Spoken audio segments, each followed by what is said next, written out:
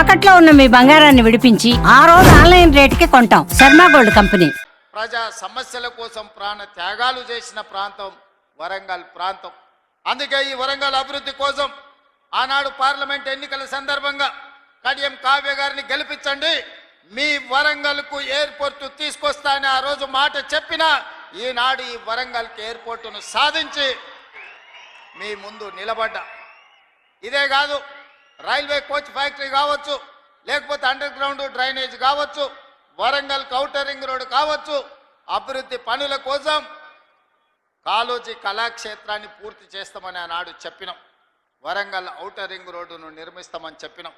ఇవాళ ఈ అన్ని కార్యక్రమాలను పూర్తి చేయడానికి వరంగల్ నగరానికి 6,500 కోట్ల రూపాయలు మంజూరు చేసి ఈ వరంగల్ నగరాన్ని హైదరాబాదు నగరంతో పోటీ పడే విధంగా వరంగల్ని అభివృద్ధి చేయాలని ఈరోజు మన ప్రభుత్వం ప్రయత్నం చేస్తున్నది. మిత్రులారా, ఇవాళ ఆలోచన చేయండి మీరందరూ. తెలంగాణ రాష్ట్రం వచ్చినప్పుడు ధనిక రాష్ట్రం, ఈ ధనిక రాష్ట్రాన్ని చంద్రశేఖరరావు గారి కుటుంబం చేతిలో పెడితే ఈరోజు అప్పుల ఊబీలో తెలంగాణ రాష్ట్రం కూరుకుపోయింది. ఆనాడు నెలకు 500 కోట్ల రూపాయలు అసలు మిత్తి కట్టే అప్పు ఉంటే ఈనాడు ప్రతి నెల అసలుకే 6,500 కోట్ల రూపాయలు ప్రతి నెల కట్టాల్సిన పరిస్థితి వచ్చింది.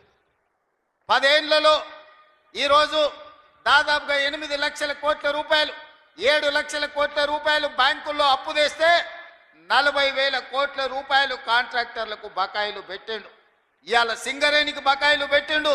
విద్యుత్ శాఖ డిపార్ట్మెంట్కు ఉచిత కరెంటు పేరు మీద రైతులకు ఉచిత కరెంటు ఇచ్చినా అని విద్యుత్ శాఖకు బకాయిలు పెట్టిండు.